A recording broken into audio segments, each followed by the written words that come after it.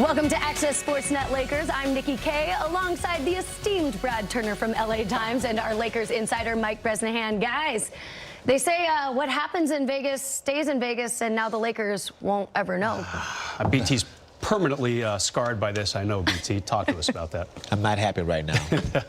By the way, Nikki K called you esteemed. I mean, that's you know what? That's I'm trying to boost welcome. the mood here, guys. Thank you, because Alec Clifton never does that. There's been some serious bickering leading up to this show. Thank you for that. It makes me feel so good about myself right now. All right. Let's get to the Western Conference standings. After being eliminated in the quarterfinals of the NBA Cup, no Vegas for the Lakers. They have dropped from second in the West to fourth with a 17-7 record. They are now 6.5 games back from the reigning NBA champs, the Oklahoma City Thunder, looking mighty good. So the Lakers lose to the Spurs on Wednesday night. They had the makings of a promising start, but by the end of the first, 2 minutes into the second, it was just about game over in crypto. They give up 70 points in the first half. Yeah. That's not a good recipe for winning games. And then, as you said, Brez, they've given up 104 by the third quarter. Yeah. It was a tough night for their defense. They just couldn't stop anybody. Now, what I found interesting for me was a former Lakers son, Dylan Harper, his dad was Ryan Harper, was giving these guys buckets.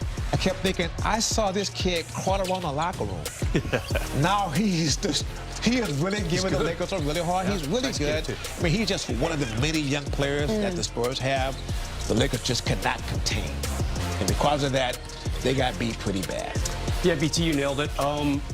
When the Lakers' offense is thriving, which it has most of the season, I mean, the numbers at the bottom of the screen, 17-7 overall, 7-3 the last 10. If you had told me here we are almost 2 weeks into December and the Lakers are 17-7, yeah, I would take that absolutely. But the problem is the offense has been great, but when it's not so good, the defense hasn't been there to rescue it. That's what happened last night. The defense just a little too porous, a little too kind, a little too generous. And the perimeter defense just continues to be a little bit of an Achilles heel for the Lakers, BT and Nikki. And until they fix that, the trade deadline's about 2 months away. And then you have the buyouts after that. We'll see what happens there. The Lakers still have that one empty spot on the roster. I think they have some players who can do it, but that obviously was not the case last night. It's been that way a couple too many times in the Laker losses this season. Yeah, LeBron saying these guys need to be on a string, which clearly they were not defensively last night. But let's talk about Rui Hachimura for a second. He finished the night 3 for 4 from the field with 8 points, which sounds solid until you realize he only got 4 shots the entire game. 1 shot in the first, 0 in the second, 1 in the third, then a couple late. Now, Rui is one of the most efficient guys on this roster, but you can't make an impact if you're barely touching the ball. So what gives? Why isn't Rui getting the ball? Nikki, it's been an interesting couple weeks for Rui, okay? Started a couple weeks ago when he went scoreless in the game. And it's like, uh-oh, what happened there? And then fast forward a couple games and he hits a game-winning 3, LeBron going down the lane. LeBron could have taken the shot, tried to get to 10 points to keep that streak going against Toronto. Instead, he passes out to Rui. Rui, game-winning 3. That's a step up for Rui. And then I feel like, again, yesterday, only 4 shots, that's not enough for him. And we know Rui pretty well, BT. He's not going to be, like, in your face demanding the ball. I'm not saying he should do that at all, but he should get more than 4 shots, and he should not be scoreless like he was a couple weeks ago. Just a couple curious dips for Rui. But then again, he had that big game-winning 3, so he's had some peaks and valleys, a little inconsistent the last couple weeks. At Tuesday's practice, I asked Rui, how do you stay engaged when you don't get that many shots? He admitted that it's difficult because he was a star in college. He was playing pretty well with the Washington Wizards. And if you run up and down the court, you play defense, get a rebound, you run down court, you don't get a shot, you run down court, that means you're sprinting, doing sprinting drills. Sure. I mean, every player wants to touch the ball, to feel wanted, to feel a part of things. To feel engaged. JJ made a comment recently about how Rui can go 8 minutes court time, which might be 20 minutes full time, not touch the ball, and still hit a big shot. They've got to find a way to get him more involved in the offense. And good for him for being available and ready to hit that big shot like he was against Toronto. But yeah, he needs more touches for sure. Yeah. Is this something that could eventually lead to you seeing him coming off the bench? BT, go first. I'm going to say no. only because they still need his size. They still need him as a threat, and because he can score. And there are going to be some games where I'm going to say LeBron James probably won't play. He's going to miss a few, some back-to-back games, so you need him out there. And he's just still the consummate pro. He still can rebound the basketball. He still has to play defense on some of the tougher forward centers out there in the league. So my response would be, no, not right now. And they still need the size out there. What if Marcus Smart keeps hitting 8 threes a game?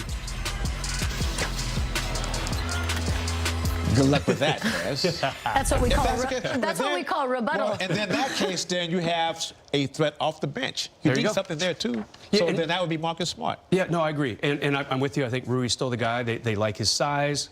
But if Marcus can get some of his offensive game together, be a little bit more consistent, maybe he starts kind of eroding that foundation of Rui as a starter. Because Rui's been a starter here for a while. He wasn't in Washington, the team that drafted him. He was kind of a part-time starter there, in the starting lineup, on the bench, mostly a starter, but he was comfortable coming off that bench. Marcus Smart's the only guy I see on the roster who would take that spot. I like that. Yeah, we'll see what happens. And of course, Marcus is not going to keep hitting 8 threes a game, but again, that was pretty fun to watch last night. Indeed. Well, only time will tell, right? Yeah. So after the loss to the Spurs, LeBron was asked about where this team stands in the playoff picture, and his response, pump those brakes. Here's the GOAT after the game. December what? Are you talking about the playoffs? Nah, I can't do that. It's not okay.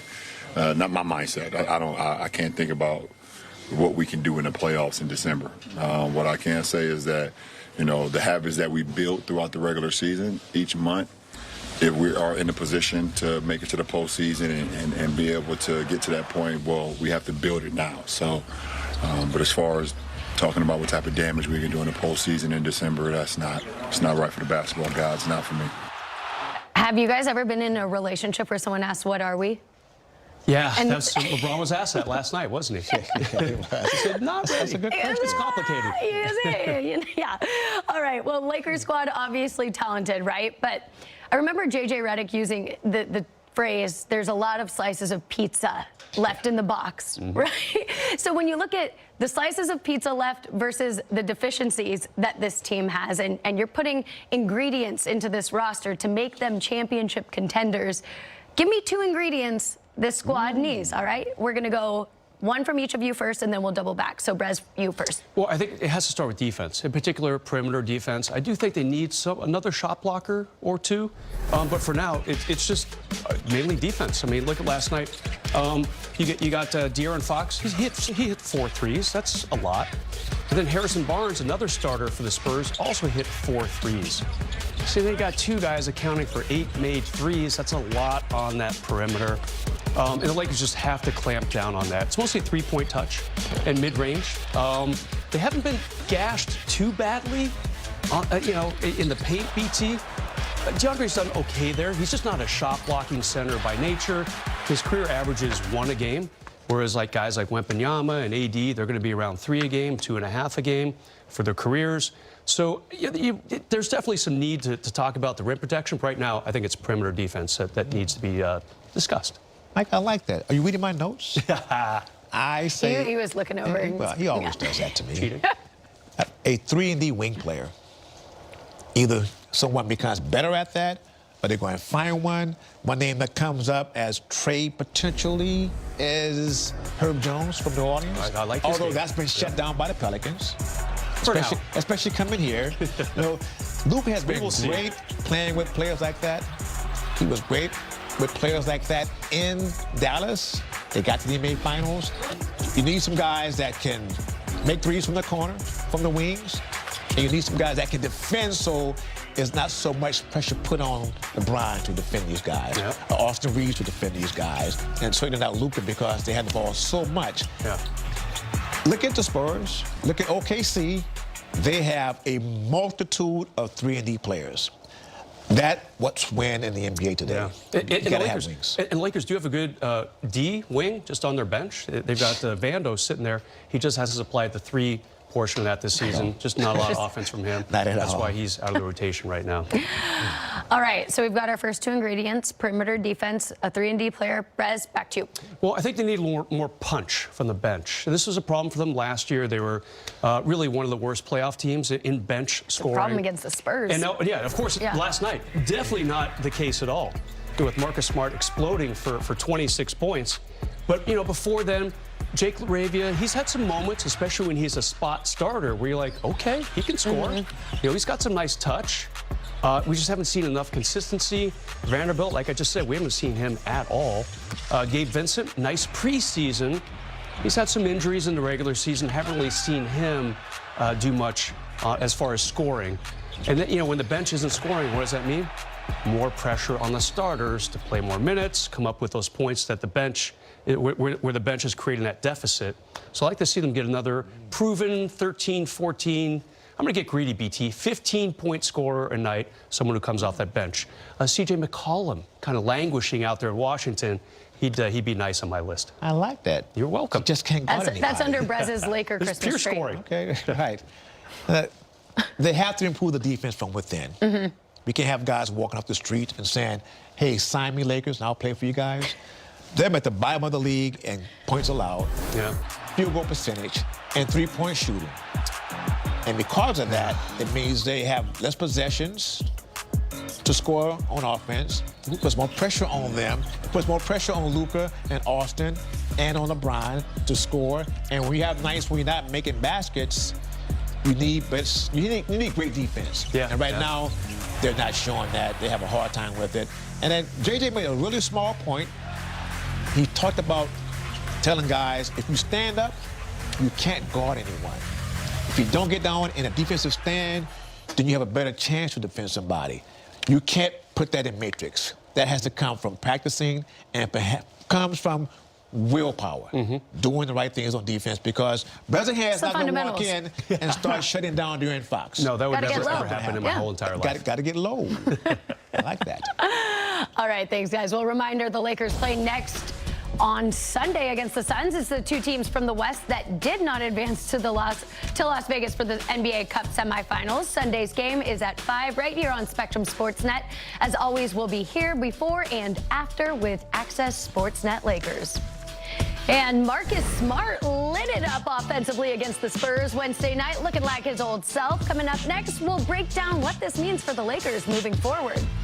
And Father Time who?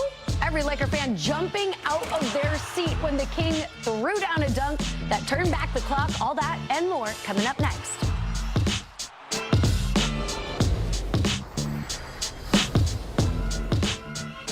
Force Factor Does happen for a reason. Let's give some love to the Lakers' two big offseason pickups, Marcus Smart and Deandre Ayton, because both of these guys have changed the roster in a real way. Smart has been the defensive tone setter that this team has desperately needed, bringing that grit, averaging 2 steals a night. And Ayton has been giving the big three a real anchor while putting up 15 and 8. So, Brez and BT, let's start with Deandre Ayton first. What is it about the Lakers culture that has given him a real shot at success? I think he's the best big man out of the Bahamas. Yes, Michael Thompson. Better than you, buddy. That's real talk. No, you know, he's showing his skills. He's showing his talent. And the one thing I've noticed about him, the teammates really love playing with him. He's not someone that you can really criticize a lot. I think they treat him with soft hands, soft gloves, and just saying, hey, we need you tonight. We need you playing hard. And if you're on the road pregame, do play some good music, Brez. Yeah. I'm digging the tunes he's got going, which keeps everyone kind of involved. I mean, he's playing stuff like Lean On Me. Yeah. Old school. Yeah. Okay. You know, so you like that, which means now, hey, guys, we play the game tonight. Lean on me. I'm there for you, Brez. That sounds like a segment for one of these shows, DeAndre's mixtape. Like, I want to hear what he's got for us. Make a Spotify list. Yeah, Playlist. I mean, love his taste in music. And BT, you know what I like a lot about him? He just is blending in. I think I'm a big fan of redemption stories, okay? He went away for a couple years up in Portland, kind of disappeared off the NBA landscape. And here he is back in LA, taking a pay cut and saying to himself, hey, I got to make this happen. And he signed a 2-year deal, but it's only 1 year guaranteed. The second year is his option. Maybe he's in line for a nice little pay raise if he plays well this season. And so far, he's off to a great start. And I think you got it right, BT. He doesn't demand the ball. You don't need to run plays for Deandre Ayton. You're going to find him off lobs. He's going to put back offensive rebounds. He's got a little game in the paint, just a few minor post moves, nothing like Shaq-like or anything like that. I've been really impressed by what he's done here. He really is fitting in. I like his game. And just keep it going. There's going to be some really big, important big guys in the playoffs. He's going to have to continue this against them. Is it LA? Is it JJ Redick? Is it being around LeBron James as opposed to his previous stops? No, I think it's because he's playing for an organization that's had great big men. Yeah, there you go. From Chamberlain to Kareem to Shaq. There's a lineage. Michael Thompson? Like I said, to Kareem, guys like that. Michael was around, but Michael relied on magic. He won championships. He was. I was just trying to give Michael some love. No, let's not give Michael any love. Okay. Not at all. No, but he understands that. Yeah. He understands that they've had great big men here. Not to say he's in the same class, but they've all won championships. So to be put in that category with him, you have to win a title. We're getting ahead of ourselves. But I think he's someone, as you said, Brez, wants to redeem himself because things did not work out so well in Portland. And you said he took a pay cut. Come on, man. Still pretty good He's money. making some pretty good cash, Nicky. All right. I wish I took that kind of pay cut. I don't think. BT, you're worthy of $8 BT, million a year. absolutely not. You got to call the LA Times to make that happen, Captain. Give me the number. All right, all right, all right. Person. Okay, on to the next revival man, Marcus Smart. When you see his resurgence with the Lakers, is it more about a clarity in his role or the fact that he's now in a culture that once again values what he brings to the table? Well, first of all, he's on the table, as in he's on the court. Yeah. I mean, if you take the previous 2 years combined, he played 54 games out of a possible 164. I mean, he just wasn't healthy in his brief run with Washington and Boston, of course, and he was in Memphis for a minute. And, he's another guy who kind of got lost among the NBA backdrop. And now he's back, and he took a pay cut as well, BT. And it's a very similar contract. It's a 1 year for sure, and then a second-year player option. How about 8 threes last night? I mean, come on. And that's not going to happen every night. He might even get that many in a week in most weeks. But still, he had that threat. He helped try to keep the Lakers' offense on pretty much an off night for almost everybody on that team. He was the spark. Except him. He was the offensive spark. And obviously, their best perimeter defender. Just good to see him back on that court healthy. I know he just missed a few games, but he's going to play more than 27 this year, which is what he averaged over the previous 2 years. Michael, you're right. That is the key, being healthy. Yeah. The last 2 seasons, he was not healthy. He went to the Grizzlies, played with a team that was kind of in and out, kind of wild, got to the Wizards. No one watched him play. Yeah. And he didn't play a whole lot. He understands culture because he played for the Celtics. He knows what winning is about. It's about winning NBA championships, and he's playing with, well, let's say 2+ stars. I'm going to give AR just the plus right now, but LeBron James JJ Redick would agree, or would disagree, actually. Well, it's okay. He and I disagree a lot, often. All right, fine. It's well, okay. It was a welcome back for Marcus Smart, coming off his best offensive game in a Lakers jersey. Looking like a younger version of himself when he hit 11 threes with the Celtics back in 2020. He had 8 against the Spurs. So what stood out most about Smart's offensive game? Was it the shot making, or was it the confidence and the freedom he played with? It's got to be the three-point shooting. And again, that's like, even Steph Curry would be like, hey, man, that's a pretty good night. I mean, 8 for 14, that's a ridiculous accuracy. When you take 14 threes, Nikki K, you better make a lot of those 14. He was feeling himself. I mean, if you're taking 14 threes and you're making 2 or 3, or maybe 4, like BT would have done at Pasadena High back in the day. Oh, wait, they didn't even have a three-point line back in those days. I'll tell you what, he took them and he made them, and he really was the thrust for a kind of quiet overall Laker offense last night, BT. It was the confidence to take the threes, because even when he missed a couple, he didn't shy away from it. He strolled into the ball. He made sure he could set his feet, and he got the shot off the right way. He wasn't afraid to make or miss shots. And the defense has always been solid, but making 8 threes, and he was the reason why they cut that lead from 24 down to 8, because he kept saying, let's keep playing hard. The game is not over until it's completely over. And they lost the game by a lot. Yeah. but it was him being confident in his ability to make shots. And you just have to go with it, and that's the Yes. value that a veteran like Smart brings. So did this performance feel like a one-night spark, or can it repeat itself? It's a good question. I mean, they play Phoenix next. Phoenix came here and put in work on the Lakers because they're also young, they're athletic, they shoot threes. They lost their best player, Devin Booker, well, last night.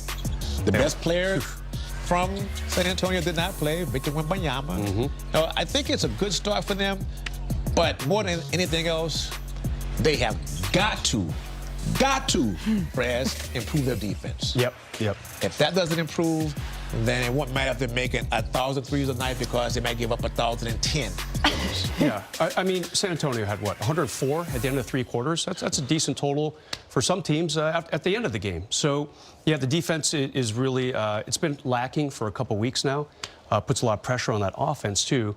And the offense just couldn't answer last night. As far as Marcus Smart, you know, he's not going to take 14 threes every night. No. He'll take 5 or 6, and as long as he makes 2 or 3 of those, you know, he's going to keep getting minutes because his defense, the Lakers definitely need his perimeter D, and he also needs more of it from other players and some rim protection too, Nikki. Yeah, got to capitalize on those individual performances when you can, but the defense does need to be better. Well, coming up, LeBron continuing to put Father Time on hold.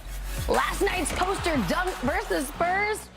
A prime example after the break. We'll look back at that and some other classic moments from the league's all-time leading scorer.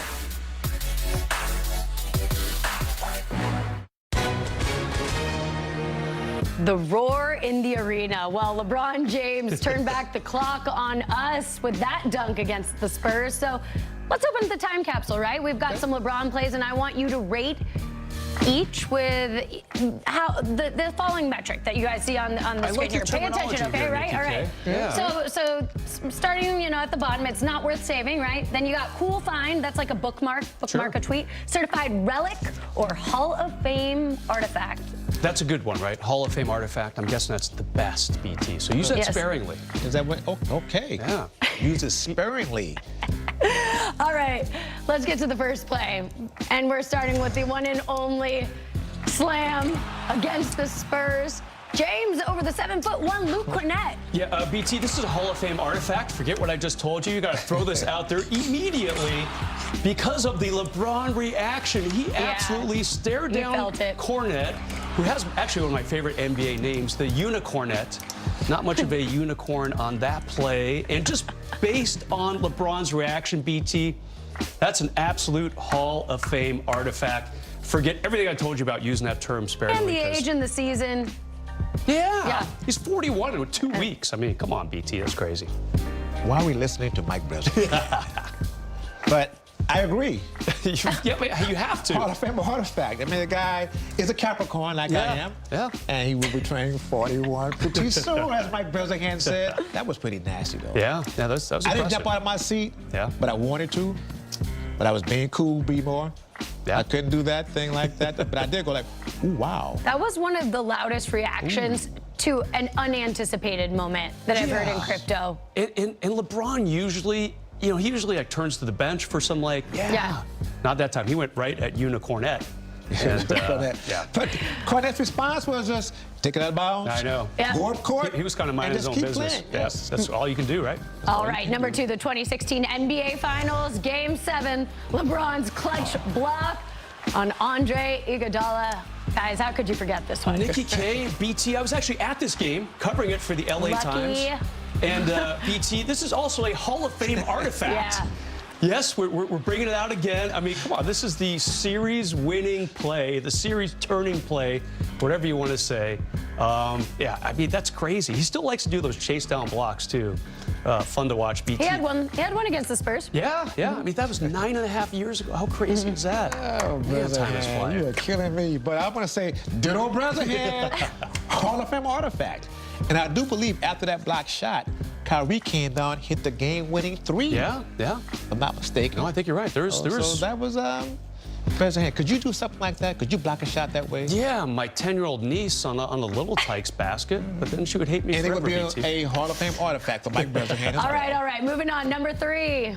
Here we go. LeBron celebrating his fourth title and first with the Lakers in the 2020 bubble. That seems so long ago, BT, guys. go ahead, BT. You know, That's another lifetime. It was. And I was down there for that game, Red. That's right. I was Oh, in tier two. I'm not jealous of you being in that. I was in tier 2, so I was kind of upstairs. Okay. I took a test, COVID Tears. test. We had every tears. day. Every day, right? Yeah. I still have to go with Hall of Fame artifact. Yeah, I Because guess. that's a championship. That gave the Lakers 17. They were tied with the Boston Celtics, the dreaded Boston Celtics. But And it was LeBron's with the and Lakers. look, and look, honestly, those who spent time in a bubble from the beginning to the end, that was a tough time.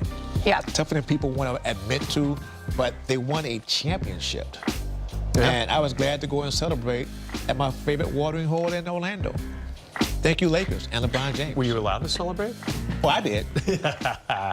Hey, I'm with BT. This is a Hall of Fame artifact all the way. I mean, it's a championship moment. I mean, period. You know what I don't like, Nikki K? I don't like when people denigrate this Lakers championship, say it should have a little asterisk. Or they call it the Mickey Mouse bubble by virtue of being. The season stopped. The world stopped for several months. NBA kind of tiptoed back into it, got everybody together on that Disney World campus in Orlando. And the Lakers made it happen after a long, long layoff in very extreme circumstances. Absolute Hall of Fame artifact. No denigration. Okay, No. Prince. You're going to go to the All denigration right. station? Number 4, LeBron making history last season, being the first player to play with his son on the same team. I was in the building for that one. You know what, Rez? It's got to be Hall of Fame artifact, man. We got It's a lot never of been artifacts. done before. We're amassing artifacts here. We hard. And look at Bronny. He's next to his dad, his teammate, his father. Yeah. I mean, this is big. Because we don't know if it will happen again in our lifetime. Yeah. I mean, the idea that someone can play this long at this level and then have your son next to you, that was big, and that was fun to see. Yeah. Yeah, I mean, it happens. It's happened in baseball a few times. I mean, those guys can play forever. It's not a contact sport. It's happened in hockey a little bit, which kind of weirds me out because that is a high-end contact sport. But never happened in basketball until that night. BT, I'm with you. Nikki K, it turns out we only needed one rating for all these strictly Hall of Fame artifact. We can cross everything else off the list. Cool find and whatever. All right. Last one. February 7th, 2023. LeBron passing Kareem Abdul-Jabbar as the NBA's all-time leading scorer. Now, when I mentioned unanticipated moments, this one, for all its anticipation, lived up to the hype. Yeah, BT, I'd like you to choose a cool find or certified relic rating on this. But we can't. We can't. Yeah. We got to go with Hall of Fame artifact. Yet again, it's the all-time leading scorer, period. Ditto what my brother had just said. Look, are you kidding me? Yeah, it's ridiculous. You know what it takes to get that, score that many points? Yeah. And have been there for that? I mean, I watched Kareem take the lead at the all-time leading score with a hook shot. Where was it at, Michael Brazzahan? Las Vegas. Las Vegas, yeah, it was such a bizarre circumstance. And LeBron did it here in L.A. with Kareem in attendance. Yeah, that was cool. So, So Kareem with the handoff for the basketball. I mean, these are probably 5 of LeBron's top plays ever. I mean, maybe going back to the first one, that dunk, maybe it should be a step below, maybe a cool find or something like that. But No. I don't know. And we were all at that game, right? We got to Preserve watch them that for all moment. their glory. All right. Well, after being eliminated from the NBA Cup, the Lakers are now...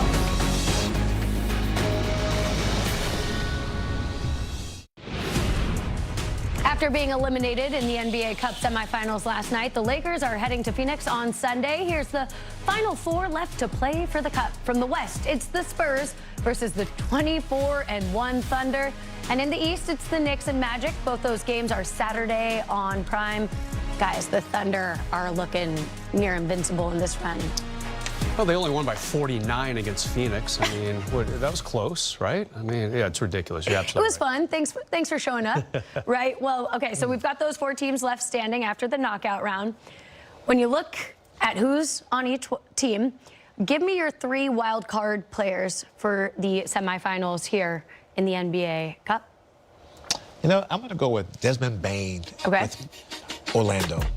They give up 4 first-round picks for this guy, Mike Bresnahan. I know. So he has to stand out for them. He's third on the team in scoring. He's been good, not great. No, he's not shooting that well. No, he was well, played really well the last time he played, though. Yep. Okay. No, so he's my guy. like that. I think he's the one that is tough, has the size, and can shoot the ball well. Now it's time to show up those first-round picks. Come on, man. 4 of those?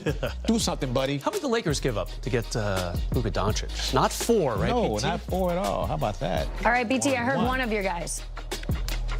Give me your other 2. My other guy is Karl Anthony Towns. Always will be him. If he's not producing for them, there's sometimes Cat is not being a real cat out there. And he has to be a dominant force for them to have a chance to win. And when he plays hard, and he's averaging a double-double, I think the Knicks are a really good team. But he has to be consistent, and he has to be tough down low. Not Shaq-like, because that's not his game, but he's got to get down there, and he's got to be a grinder. Yeah, that 46% field goal shooting for a 7-footer. Now, come on, man. That's a little low. Just stop it. Shoots a lot of threes. Number 3, BT. My third guy is the guy who tore up the Lakers last night, Stephon Castle. I love that. Man, he is a player. Yep. He can play defense. He can score. I mean, he is first on their team in assist, ahead of the other point guard, De'Aaron Fox. He's someone that I think has a great future in this league, and he was the Rookie of the Year last season. So he is my guy. So those are my 3 guys, Mike Bresnahan. Top that, buddy. All right, Brez, let's hear your 3 wild cards. Well, I'm going to start with a guy who is a wild card only because we don't know yet if he's going to play. Wemby. I mean, if Wembanyama plays, this is going to be an amazing game between San Antonio and OKC. Can Wemby be a wild? I get it. His availability makes him a wild card. I don't know. He did not play yesterday. Thank you, Nikki K. Will he play this weekend? I have a feeling he will. He was looking good warming up. I'm still a little confused about why he didn't play against the Lakers. Not that I'm complaining. Well, they clearly, the Spurs didn't need him. Right? I mean, he did get in a full practice, though. I mean, what does he need, 5 practices? So if he plays, it'll be a good game this weekend. If not, OKC, they're not going to beat San Antonio by 49, but it's going to be a little harder for them to hang there. Then I'm going to go with A.J. Mitchell with OKC. Who is this guy, Nikki K? Who he is? He's a 2nd-round draft pick last year out of Santa Barbara. Go Gauchos, BT. We love an 805 shout-out. There you go, little 805. The Lakers had training camp there about 10 years ago. Love the campus and love what he's doing, averaging 14 a game. He's exactly what I said earlier, what I want for the Lakers. Instant offense off that bench. BT. And they were teammates in France. Did you know that? Who's that? Wemby and AJ, yes. Yeah. They were. Yeah, Mitchell's from Belgium originally and made his way into the NBA via UCSB. Yeah. Number 3. Number 3, OG Anunoby. Why do I have him here? Because they're playing Orlando. Orlando's kind of short-staffed because Franz Wagner is out for a few weeks. So you take him away. Who's left as a good scorer on Orlando, excuse me, can't speak today. Paolo Banchero, who's going to try to guard him, probably Anunoby. If he shuts down Paolo Banchero, not a lot of scoring options besides your guy Desmond Bane. But without Franz Wagner, take out Banchero, the Knicks will win that game, Nikki K.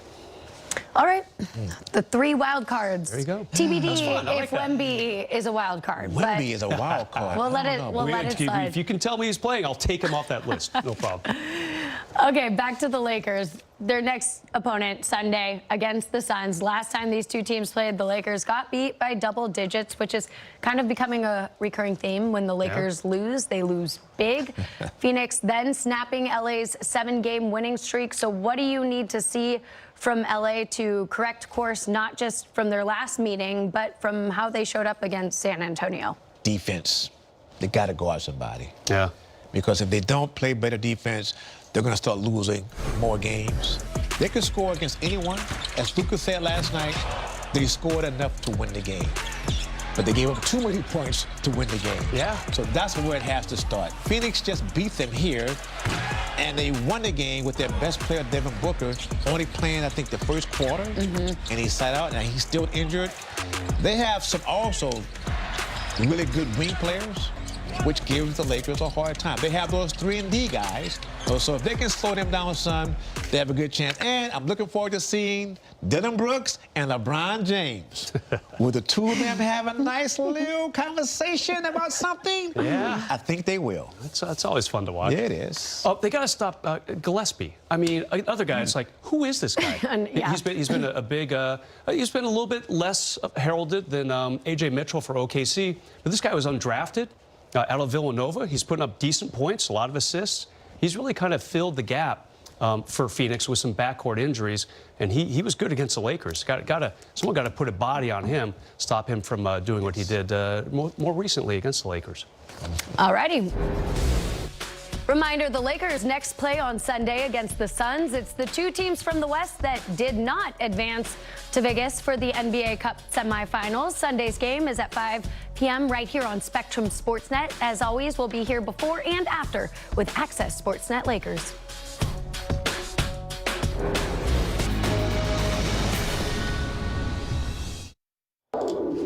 All right, it is time for a round of what the numbers is.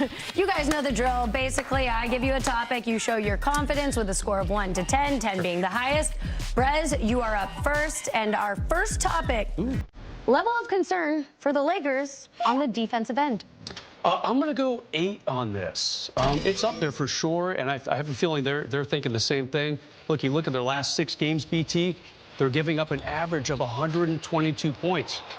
Actually, I'm gonna make this a 9 now that I think about it. I'm gonna make Drew work in the control room. We're gonna bump up to a 9 if possible. Because you know what? The more I think about it, the more I talk about it, the more nervous I get, BT, about that defense. And again, the offense has like been a 10, but the concern for that defense is a 9 right now, BT. BT? Did I steal your number, BT? No, because I'm going with a 10. One upper. Until you stop someone, then it has to be at the highest order. You have to have a sense of urgency, and right now I'm not seeing that enough. And where does it come from? Well, we'll start with Marcus Smart. He's their best defender that's playing. The other really good defender, Jared Vanderbilt, can't score the basketball, so he's not getting much playing time. Yeah. But it has to just stop now. Otherwise, if they keep giving up all these points, they could be at the bottom part of the West. That's a scary thought. Yeah, you don't want that. So I say a 10. Let's get serious here, guys. PT's not messing around. The alert is high. All right, number 2, rate LeBron's play so far in season 23. Look, I want to say a 10 just because he's still existing in season 23 and making an impact. I'll give him a 9. Then? I'll give him a 9 just so he has a little bit of something to Room for improvement. Room for improvement. That reminds me of my report cards growing up. Like he cares about what I think.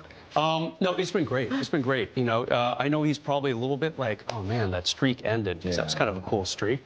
But he made the right play on the night that ended, passing it out to Rui for that wide open 3. Hey, I got to go 9. Yeah. I'm pretty generous today, BT. You are. BT? I'm going to say a 9 also. Okay. What I loved the most was the game in Philadelphia. He scored 10 straight points. Yeah, won the And he game. had, what, 3 of his celebrations? And I kept watching the game thinking, is he telling us something Yeah, he crowned here? himself 4 times. Because he gave those fans something to cheer about, and those fans were into the game. I kept thinking, is he letting them know that enjoy this moment? Because I don't have very many more left. So it's a 9. All right, appreciate that. Question. I liked the quadruple crown too. It was celebration, yeah. And the too small. All right, number 3, Lakers will make a trade sooner than later to improve the roster. Brez, 1 through 10. I'm going to go with 3 on this. Like, the Lakers are never a franchise that, like, panics or dives into the trade pool. They wait. You know, I bet they wait till after the first of the year. And then you have a little over a month to make up your mind what you want to do. And even if a trade doesn't happen, because teams are probably looking to try to fleece the Lakers a little bit, even if that doesn't happen, there's going to be buyout candidates. Look at Deandre Ayton. He was bought out by Portland, landed here in L.A., so this team's not going to panic. BT, You know what do you think? Are they reactionary? No. I mean, starting December the 15th, guys that sign contracts over the summer can be traded. About 20% of the NBA. Right? So I'm thinking a 3 here as well. Okay. And there's no need to panic. There's no need to be out there thinking we have to do something right away because they're still 4th in the West, right? So what are you worried about? I mean, you just have to improve from within. Become better defenders. Move your feet. Stop standing up. Get down low. Guard somebody. BT's keys to a good D. Okay, number 4. Losing in the NBA Cup is a good thing for the Lakers, 10 being it's a very good thing. I'm going to go a 1 on this. I mean, don't you want to try to reclaim your in-season tournament title that you won a couple years ago? And look, you know, I understand the one thing the NBA still has to work out about this. I don't know how they can. Is that championship game doesn't count towards the record. I mean, I feel like they got to fix that somehow, BT. But yeah, no, Lakers wanted to keep winning. They wanted to get to Vegas. And don't tell me those players don't like another extra $500K if you did win the NBA Cup, BT.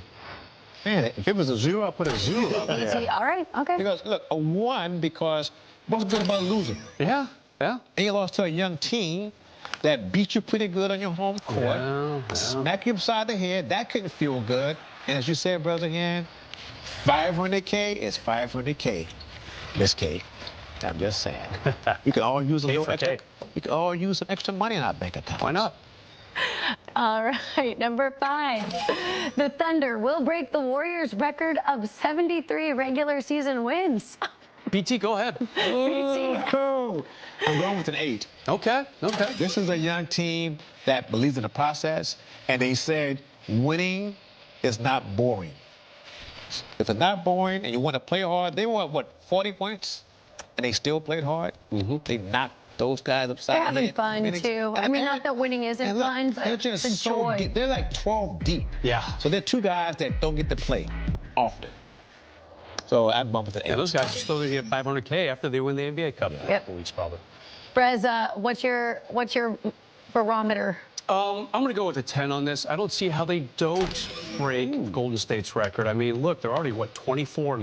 I mean, that scales out pretty well, right? Here's the only way they don't, BT.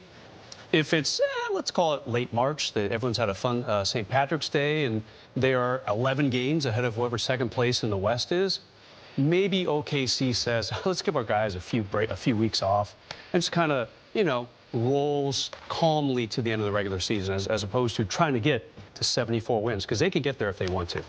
Well, Big Game was talking about this. Youth, confidence, discipline is a dangerous combo. They've got it. Yeah. All right, final thoughts as we wrap up Access.